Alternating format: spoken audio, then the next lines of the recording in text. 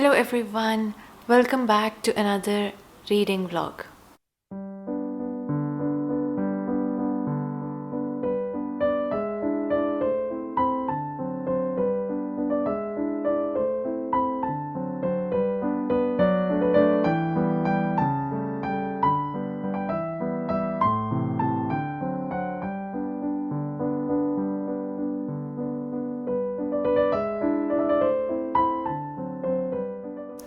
I hope you're all doing well. I was just sitting down to read and I thought I should start my reading vlog. As I mentioned in my last reading vlog, I started reading the Iliad by Homer in the Robert Fagles translation.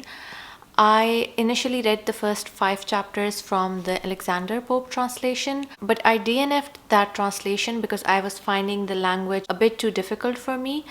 So I got this translation after doing a lot of research, and I wasn't sure whether I would reread the first 5 books which I had read previously from the Alexander Pope translation. I decided to start reading it from book 1. Up until now, I have reread the part of the Iliad which I had already read from the previous translation.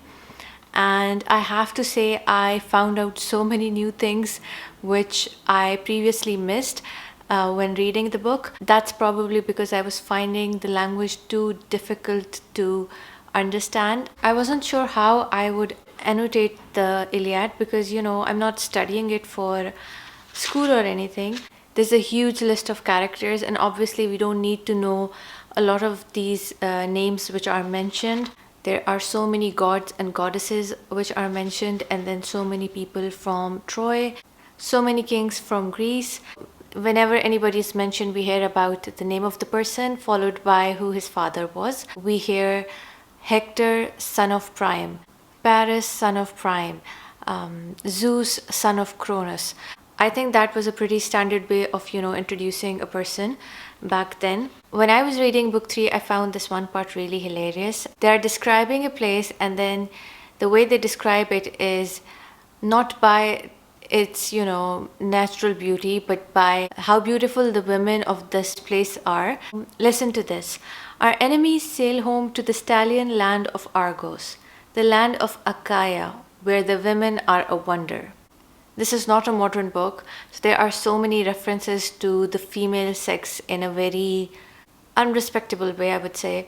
It makes you realize how much we have evolved over the years. But the way Homer is talking about the women and how some of the characters talk about them is just outrageous. So that's what I've been up to recently. I'm just going to sit now and read some more. The weather has been super hot and humid, and we haven't been going outside much. The only times we have been outside is during the night because the temperature cools down at night. I feel like my reading pace is not very good with the Iliad. I'm taking forever, but I don't want to rush through it.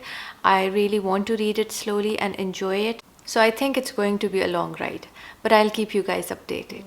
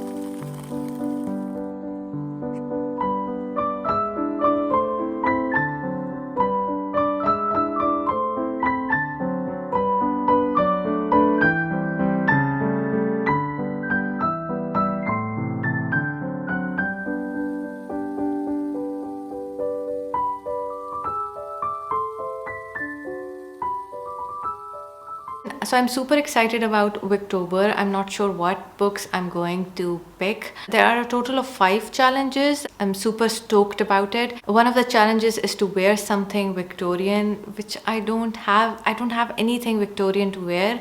So I'm not sure how or what I'll wear for that challenge. And then another fun challenge was to read a book which was in your previous Wicktober TBRs. So I'll have to go check my previous Wicktober TBRs and see what I wanted to read back then and never got a chance to. The one prompt which is going to be the most challenging for me is the one by Lucy, which is to read a collection of letters by a Victorian writer or something along those lines. And I don't have anything like that.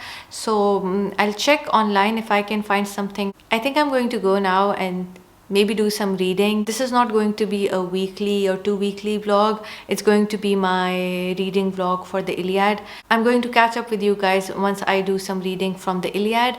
So till then, bye.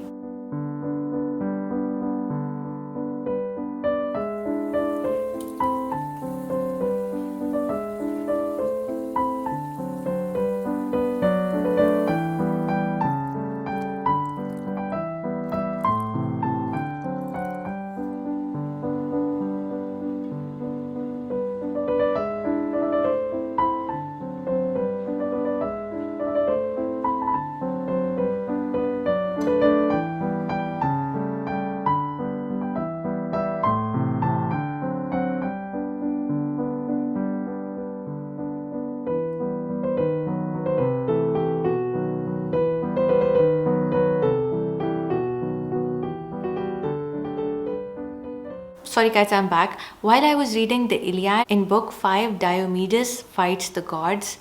It was super fascinating that the gods are interfering so much in the world of the mortals. And I mean, I had no clue about this whole thing, and it feels like kind of like an Avengers movie is going on. The Iliad feels like an Avengers movie. There are gods who are kind of equivalent to superheroes with superhuman strength, and they don't die, but they can get wounded. And it's so funny when a mortal Diomedes fights Aphrodite, who is the goddess of love. She's interfering a lot in the war between the Greeks and the Trojans, and Diomedes also injures the god of war Ares, and I'm like, dude, you can't just like go and fight the gods. But that's exactly what he's doing in book 5, and it's super funny. It's super fascinating. It's not funny. Homer is like not sparing any details when he is describing the battlefield. When he's describing how Hector is killing someone, he is telling you exactly how he is killing. So he's telling where the spear goes, and then he tells, his tongue got cut, and his guts came out, and he is not sparing any details. And it's like these are like visual details of a battlefield, which I wasn't prepared for when I went in.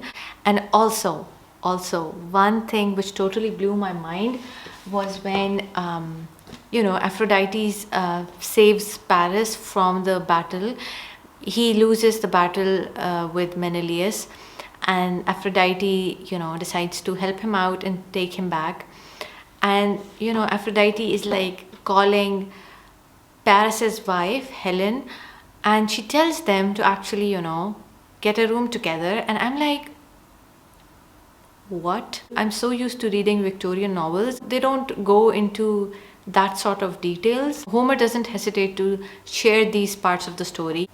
He very clearly tells you that, Paris and Helen are going to their room now. And I'm like, well, I wasn't prepared for that. Homer didn't shy away from sharing these details when like the Victorian writers were all very subtle. This Greek poem is very, very different from the Victorian classics I have been reading for years. I'll let you guys know how I feel about this book as I read more of it. So bye for now.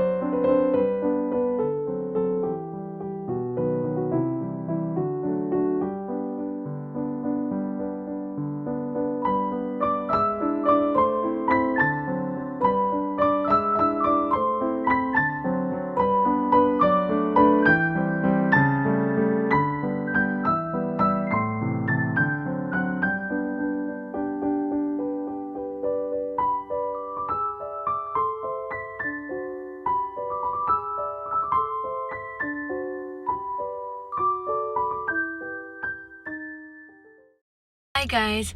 So I found out today that there is a clearance sale at Kinokuniya, which is one of my favorite bookshops here in Dubai. And I know I am on a book buying ban, so I'm only going to go there and just see if I find something good, because unless I really find a good bargain or a really pretty edition, I'm not going to be buying books. But I just don't want to miss out on something really great. So let's see if I stick to my book buying ban, even though I'm going into a layer of temptation. But wish me luck. Let's go and see what they have in store.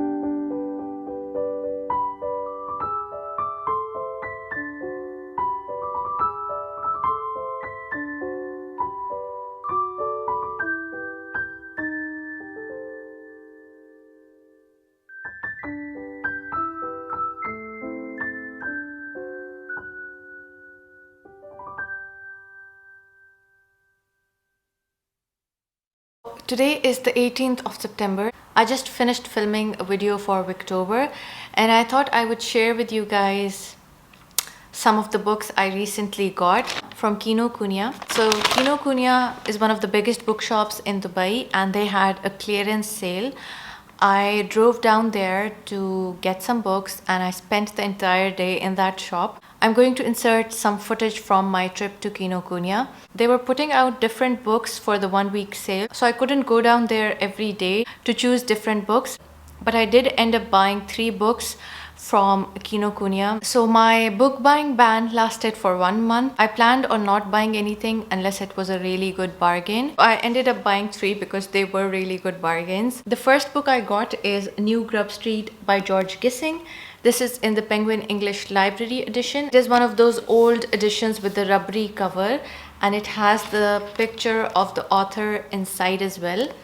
George Gissing was a Victorian writer, and I have read his book The Odd Women, which I absolutely loved, and ever since I read that book I wanted to read more books by him.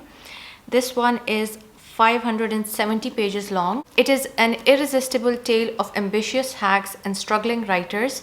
It is set in twilight world of shabby Victorian London garrets.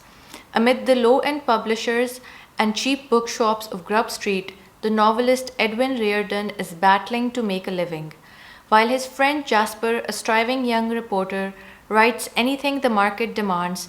Edwin's determination to maintain his artistic integrity means that his life, career, and marriage soon reaches crisis. So this is the first book I got. I'm really happy to have another Penguin English Library edition. The second book I got is also by George Gissing, and it is The Whirlpool. This is in the Penguin Black Classics edition, and I'm really glad to have another of these as well. I love these editions so much. The Penguin Classics always have a good introduction and then notes to the text at the back. I don't necessarily love the cover picture for this edition, but the Whirlpool doesn't come in a lot of editions, so I didn't have many options anyways. Harvey Rolfe is a confirmed bachelor until he meets the fascinating musician Alma, restless, ambitious, dissatisfied. Through the story of their doomed marriage, one of jealousy, faithlessness, and financial disaster, The Whirlpool creates an unforgettable picture of the maelstrom of late Victorian London, as its cast of characters cling desperately to their respectable world of gentlemen's clubs and private incomes, terrified it will be swept away. Written in the shadow of George Gissing's own unhappy domestic life, his astonishing 1897 novel encapsulates the glamour and darkness of the end of a century. This book is 430 pages long. The last book which I got from Kinokuniya is by a Pakistani writer, Mohsin Hamid. I'm pretty sure people have heard about him because his book Exit West got a lot of publicity last year, or maybe 2 years ago. This book is called Discontent and Its Civilizations, Dispatches from Lahore, New York and London. It has got the picture of the author on the back. This book is just a collection of short essays which Mohsin Hamid wrote on different topics. So there are essays about life, about politics, and about his books. As a Pakistani who spent his childhood in the United States and his adult life in London, Hamid has a unique perspective on the civilization clash which has defined this era. These elegantly crafted essays confront everything from the future of Pakistan and the death of Osama bin Laden to fatherhood and falling in love. I guess I have a new non-fiction book on my shelf to read. So these were all the 3 books I got, and I got them all at a really good price, so I'm really happy with my purchases. I think I'm going to go now and clear up the mess I made while I was filming my Victober video.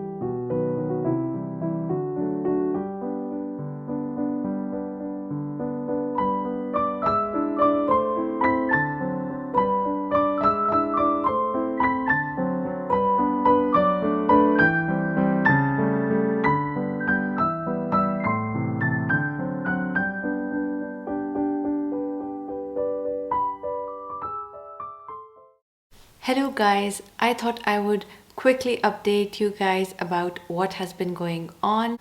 I am currently in Pakistan. I came home a couple of days ago. I am still reading the Iliad by Homer. I am now on page number 350. I'm done with 12 books in the Iliad. It was my birthday in the month of September, so I did not do a lot of reading that weekend.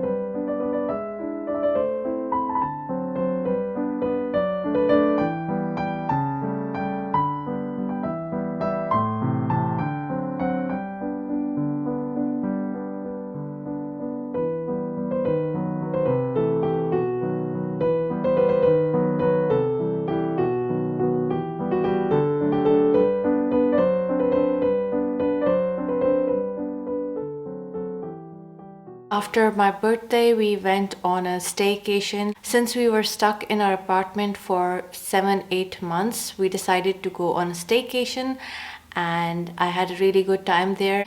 I did some reading as well.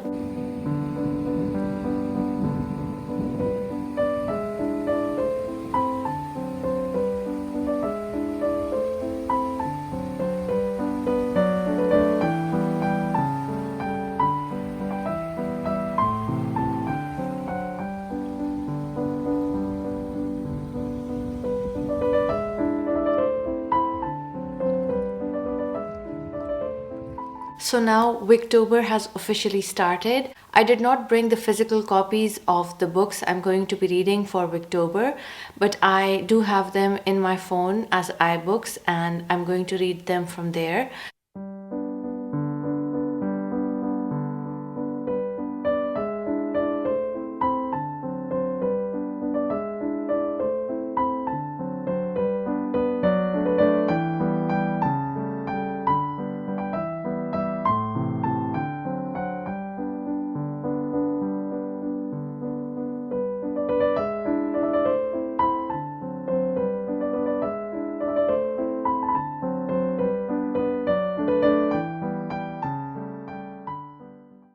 when I got back home, I was so happy to see my books again. I also found 2 other Victorian books on my shelf here in Pakistan, which I could potentially read this month. The first one is Felix Holt, The Radical by George Eliot. This is in the Wordsworth Classics edition, and I was initially intimidated by this, but I don't feel intimidated anymore, and it's good to have other options as well. And I also found Tess of the D'Urbervilles by Thomas Hardy, and I love this cover. I know this is a heartbreaking story, but I do really want to read Tess of the D'Urbervilles as well. So I found 2 other Victorian books, and I'm super excited for that. I am planning to continue reading the Iliad. I feel like it has now been a month since I started reading the Robert Fiegel's translation. I'm not going to include the time I spent reading the Alexander Pope translation because I think I started reading it in the month of July and it's now October, and I feel really ashamed that I haven't finished it yet. But it's very challenging and very different from what I'm used to. So that is why it's requiring more time and more effort from me. But I really do want to finish reading the Iliad, even though there is a lot of war detail in the book, which I'm not kind of into. But I guess that's what the Iliad is all about. It does have a lot of details about wars, about different people fighting during a battle. Their backstories is something which I really enjoy, but I don't really enjoy the battle scenes. That's not something I like reading about. I'm halfway done with the Iliad, and it took me 1 month to finish half of the book, so I think it's going to take me almost another month to finish the other half.